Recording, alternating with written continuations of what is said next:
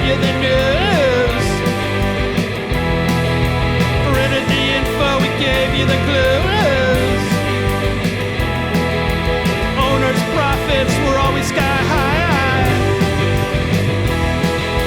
Changing market now threatens our lives. Post-literation, critical reading, dumbed down nation, signs have been breeding. TV sucking ideas from our head. Public discourse just about dead. We'll ride the dinosaur. Yeah, ride the dinosaur. Hey everybody, it's Eugene Driscoll of ValleyIndie.org. Welcome to Navel Gazing, the Valley Indie Podcast. That music, by the way, is courtesy of the Bad Slug. Search him on Google, buy that song, Ride the Dinosaur. The band is a bunch of Connecticut journalists.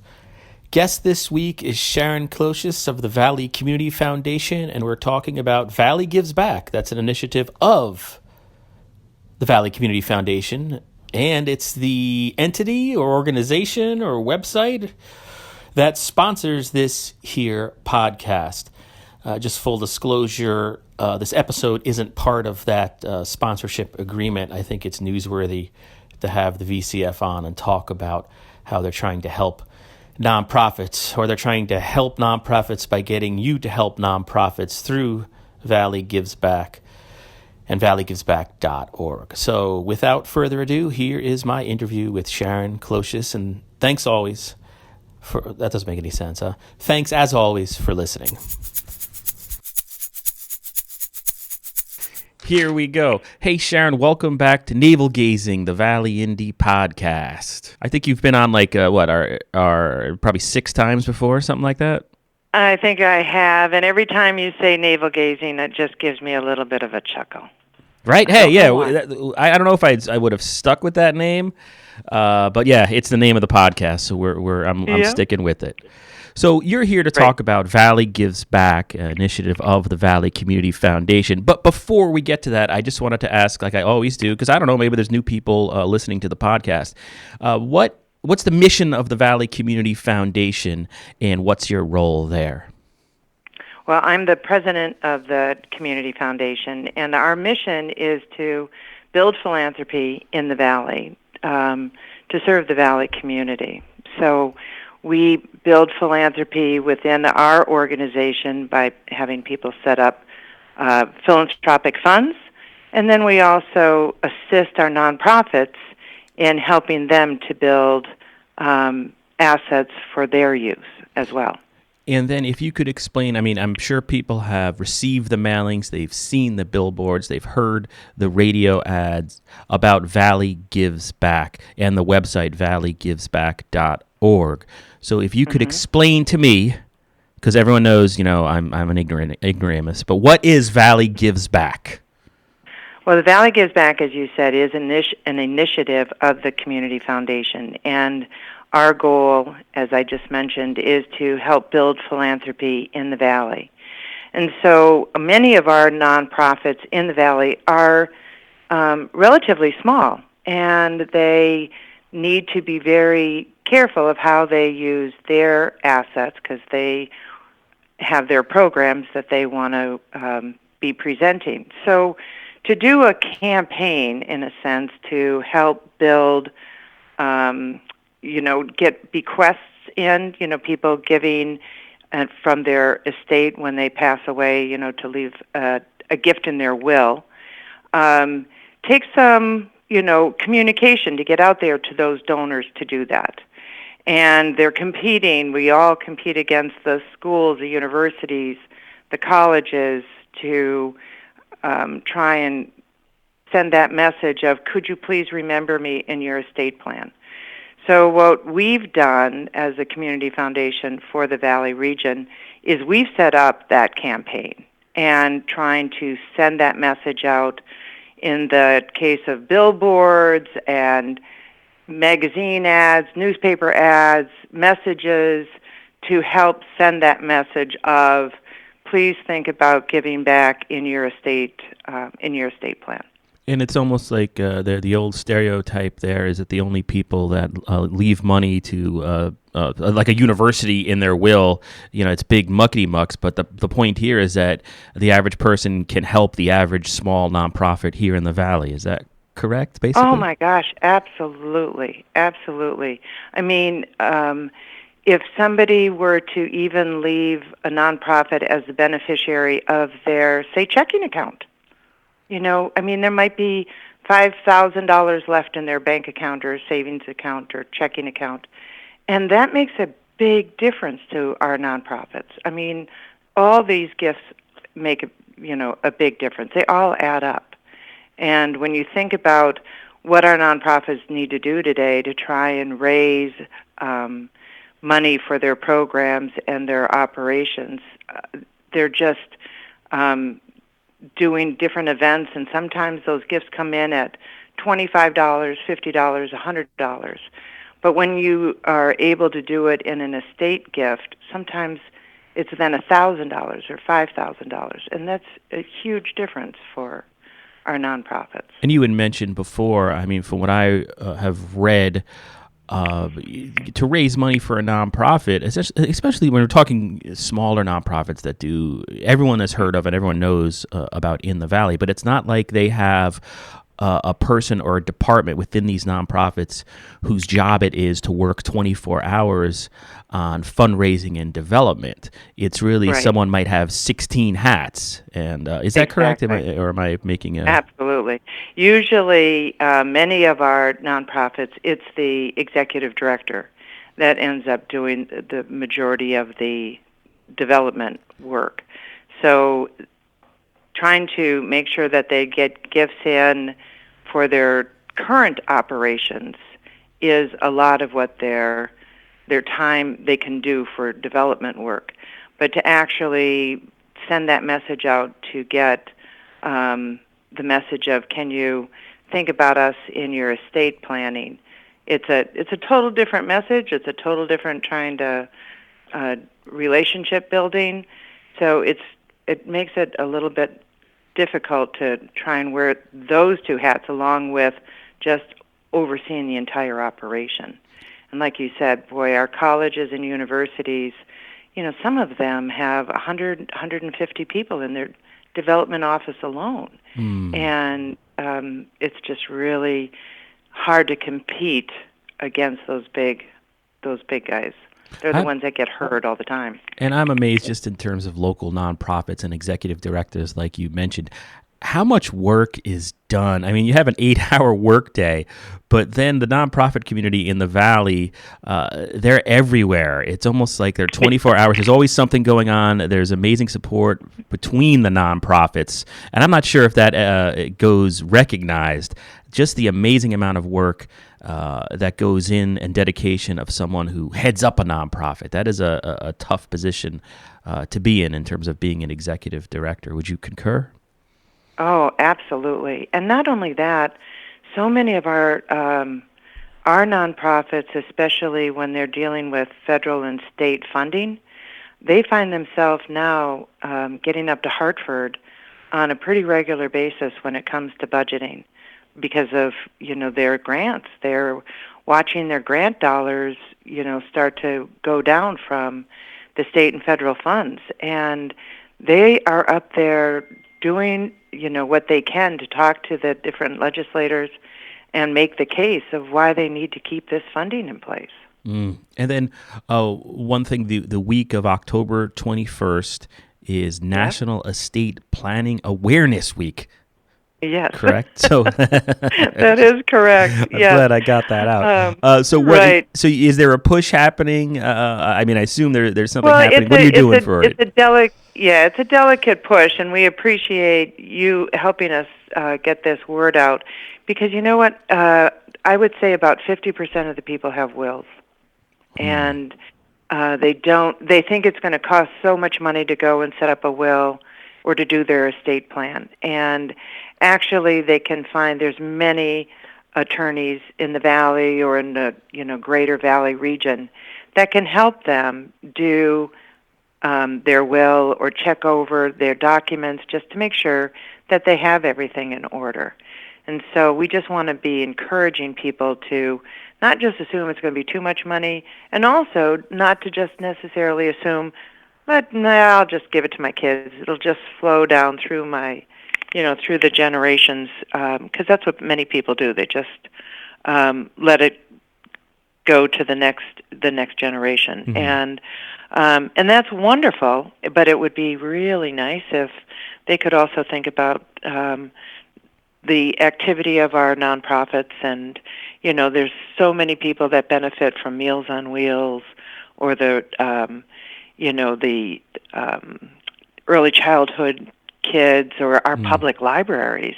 All those programs, those need support. All of those. Our hospital needs support to stay independent, to stay on top of the new technology. It really is. Those things cost a lot of money, and we have a lot of people here in the Valley that have been here for generations, that love the Valley and care about it, and it's that group that we are really trying to say, you love the Valley, you care about the Valley more than future generations might, and so please think about giving back so that we can keep the Valley the way it has been, of this family type community, and being there for one another. And do you feel in the past 2 years since Valley Gives Back started as an initiative of the VCF, how's it going? Do you feel like it's making a difference? What are the challenges, and what are some of the successes, I guess? Yeah, it's always hard to tell how something is going when it is doing these kind of planned giving programs, because of course we don't know what's going to be happening until people start passing away. So we hope that people will start sharing that they have included either the nonprofit, or they're thinking about leaving something to the community foundation to benefit the nonprofits. And we are seeing an uptick in that. I'm definitely seeing an uptick with the nonprofits getting involved and understanding how important it is to have this other resource that can possibly come in down the road, and that it's work that has to be done today in order to do that. So we do get the inquiries of, if I wanted to do this, how would I do it? So I'm getting an uptick of inquiries, but you just never know until the days come. And one thing you've mentioned, that nonprofits, the agencies themselves, play a role in this because they're on the front lines, with the public, with potential donors, benefactors, and what have you. Is there an example of a nonprofit that's incorporated the Valley Gives Back into sort of its operation? Have they made any successful marketing attempts to raise awareness that the public can help nonprofits through this initiative? Well, we have. I would say there's a solid group that are working on getting that link to the Valley Gives Back. So let's say, for instance, TEAM, the Boys and Girls Club, or the Housatonic Boy Scout Council. They are definitely working with the Valley Gives Back with our literature and getting that information out. One of the challenges that the nonprofits have is that they don't want to also have a mixed message of leave something in your estate, but you don't have to worry about doing anything now, because the nonprofits obviously need to have those current gifts coming in. So it's one of those dual messages. So they always need to walk that line. And so that's where I think the Community Foundation really comes in to say, we want to help say that message so that you can focus on the current giving and the need that you currently have, and have the Community Foundation help share that message out to the general public of saying, our nonprofits need you. Our nonprofits need you to think about leaving something when you no longer need your assets. We know that so many people are concerned today because they don't know how long they're going to live. They don't know what their health issues are going to be down the road. And so, it's not one of those situations where they can make a substantial gift, and substantial 5, 10,000 or greater than that, they hesitate on making such a commitment during their lifetime because they don't know if they're going to need it. But there are almost all of these plan-giving assets which can be revocable. If you need the money, you need the money, and you use the money. It's setting it up so that if there's any money that's left, that there's a beneficiary that's a nonprofit. There's a beneficiary that, they could set up a designated fund at the community foundation for multiple nonprofits. If an individual has been giving on a consistent basis $100 a year to a nonprofit, our hope is that they will consider endowing that gift so that that nonprofit gets that in perpetuity from that person. And that way that nonprofit can kind of start building this endowment and be able to find ways to stay sustainable in the future. And in a note that was sent over, sort of looking over what the Valley gives back, there's mention of that community foundations can accept of what's called a range of non-standardized gifts. Can you talk about and explain what that means? What's a non-standardized gift? Well, usually most gifts are cash, correct? Most gifts are cash. Some gifts are stocks or securities, and some gifts could be insurance. They could be property, as in, a home or a business, that they might have some ownership in business, and there could be shares within there that they could give. There could be a charitable remainder trust or charitable lead trust. There are different types of assets that the community foundation can assist in that many of our nonprofits just really can't handle that. So let's say, for instance, if somebody did want to, they had property, they had land, or they had a house that they said, I'd like to give this to this organization. Well, many times those organizations really can't take on trying to figure out how to make that gift happen. Gotcha. But the individual can come to the community foundation and say, I'd like to do this, and I'd like to, leave this to this organization. We can work through that process to make it happen. Some of our nonprofits, when it comes to the end of year, have a difficult time doing securities, receiving shares of stock. And it's always better for a donor to actually give appreciated shares of stock than it is for them to give cash. But our nonprofits, some of them, just don't have the breadth of not set up to deal with finance, not set up to deal with that. So they can call the community foundation. We can help them with that. Wow, so that's fascinating. That way they could do that. Yeah. Because I also saw there's something called, and I excuse my ignorance again, but there's something called testamentary fund. Is that what a testamentary fund? Yep. Okay. A testamentary fund. Yeah, it is. So as I had mentioned, we have a number of different types of funds. The community foundation, that's what we do. But a testamentary fund is actually one that doesn't have any assets in it until the person passes away, and they have said, "This is what I, plan to do. I plan to leave a bequest to this fund," and they name the fund, they name the community foundation, and we give them, our tax ID number, so everything is there, so they can leave the bequest in place, and then we work with them so that when the day comes that we do receive the assets, we know what they want to do with it. They may want to give it to a number of different nonprofit organizations.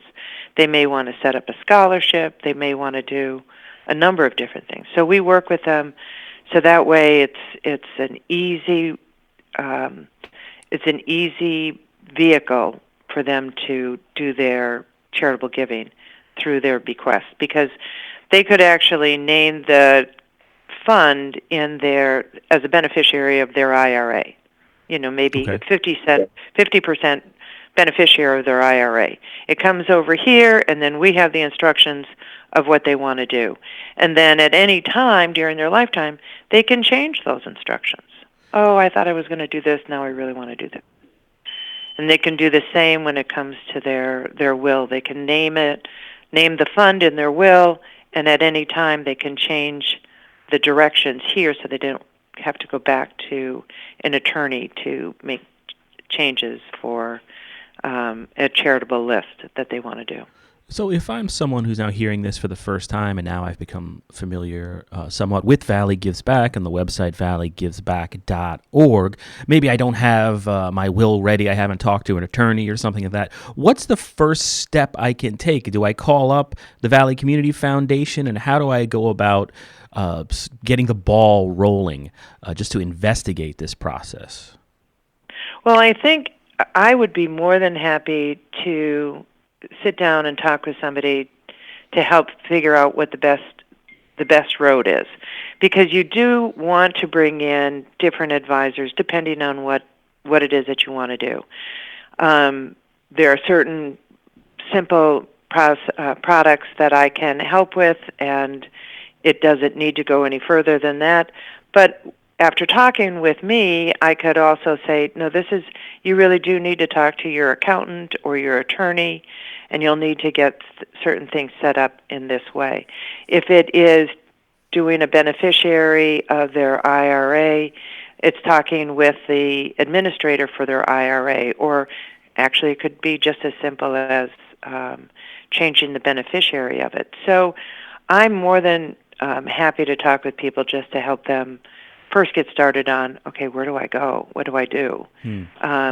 And just kind of get an idea of what different assets they have, because there are different consequences. Somebody leaving their insurance policy to a fund or a charity and then leaving their IRA to their kids, it's important for them to know that it actually should be flipped, because the IRA to the kids is going to be taxable to them. It's not going to be taxable to the community foundation. The insurance policy, the insurance benefit, is not taxable to the kids. So, it's making sure that, they think about these different possibilities that they can do. And then what about from your end reaching out to not the other side of this, but those professionals who deal with this, accountants and attorneys, financial planners? Has there been an effort, I assume there has, because I think we spoke a year ago about this, to get them into a room and to talk to them about how this works and what valleygivesback.org is? Yes. We have done a number of different outreaches to the attorneys and accountants, specifically, and the financial planners, to make sure that they're aware of this program. But the bigger message is to talk about philanthropy with your clients, to ask them if, they've thought about charitable giving. Sometimes they just simply ask that one question, do you have any charities in mind that you may want to leave money to? And if the person says, no, not really, they kind of drop that. Mm-hmm. We would like them to ask a little bit further. Are there any charities or organizations that you've been volunteering for? Are there any ones that you've been, especially the accountants, that can say, I see that for the last 10 years you've been consistently giving to this organization. Would you like to think about how you can continue to do that, in your will or your estate plan?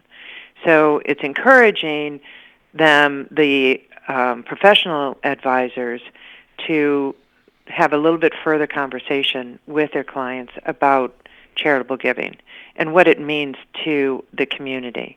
Because we have, we've got a solid generation of people that, like I've said, that have been here. These families have been here for years and generations. And now we're starting to get a lot of those families starting to move out and do different and expand into different areas of the country. And we really want to make sure that the people who love the Valley, that know the Valley, really consider giving back to the Valley. And then on social media and the web, where can people go to find out more information about Valley Gives Back? Yes, we do have the website, thevalleygivesback.org. And in fact, on that website, we host a website that has a lot of information for people just to take a look at it and start thinking about different ways of different vehicles that they could use. So it's a user-friendly site that people can, in the privacy of their own home, take a look and get some ideas of different ways they might be able to give back, and take a look at some of the vehicles that are out there. So there's definitely our valleygivesback.org. And then I guess there's the hashtag #ValleyGivesBack as well. And on Facebook, if you check out the Valley Community Foundation, I know this because I was doing this last night. The organization, the foundation, has been posting sort of these explainer videos and tidbits and morsels of information that's easily digestible, and if you're a little confused, it walks you through the process and exactly of what this is. But hopefully by this point of the podcast, you have a clear indication of what we're talking about here. But it's really well done, the things that I've seen on Facebook. So bully on you for that. Yeah. Pardon me? I said bully for you. I don't know. I'll edit that part out. Yes, thank you. But anyway, Sharon, is there anything else you wanted to add before we call it a day here on Navel Gazing, the Valley Indie Podcast? Well, I just want to encourage people to be really thinking about how they can continue to help different organizations in the Valley. And when we talk about organizations in the Valley, we, of course, are talking about the residents of the Valley, the people in the Valley. And we will be having another piece that we're going to be introducing on October 22nd, actually, is the new Community Index. It's our community index of all the different, indicators that are going on in the Valley and ways people can actually take a look and see what do our residents need help with. And so we're going to be presenting that on October 22nd at the Cinto Auditorium, and everybody is welcome to join. That's at 8 o'clock in the morning. So it's all of these things are all together of, keeping people informed of what the situations are for our Valley residents, and then saying, and how can everybody help one another? Yeah, that's wonderful. Sharon, thank you so much for taking the time to talk about Valley Gives Back. I truly appreciate it, and thanks for all that the Valley Community Foundation does in the community. Well, Eugene, thank you, and thank you for giving the community such an important vehicle here with the Valley Indie. Thank you. All right. For hundreds of years we've brought you the news. Printed the info, we gave you the clues. Owners' profits were always sky high. Changing market now threatens our lives. Post-literation, critical reading, dumbed down nation, signs have been breeding. TV sucking ideas from our head. Public discourse just about dead. We'll ride the dinosaur. Yeah, ride the dinosaur.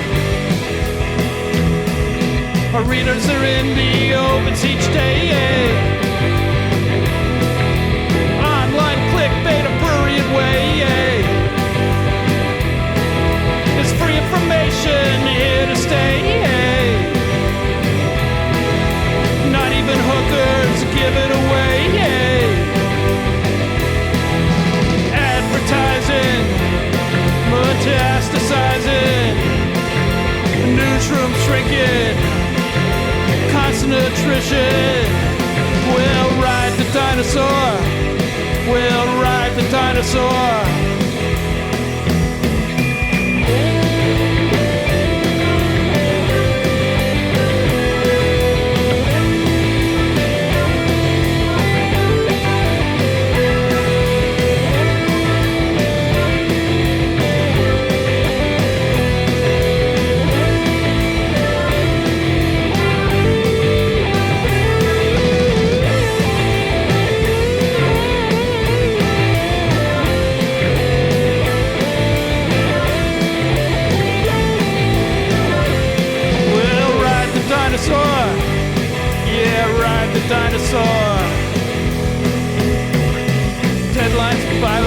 pictures too.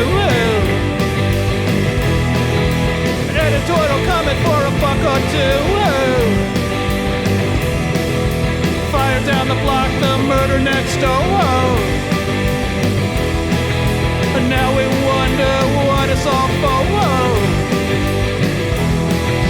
Social media coming free to you, funny pages, the mayor's wages, criminal seats, corruption schemes, ink state wretches asking tough questions. Well, ride the dinosaur. Yeah, ride the dinosaur. The presses are running all through the night. We're printing the truth with all of our might. We're platform agnostics, got that interweb too. Buy an ad, see what we can do. We still have subscribers, still have our fans. We're here every day, so give us a chance and we'll make an art stand. Just hold us in your hand, and we'll ride the dinosaur. Yeah, ride the dinosaur.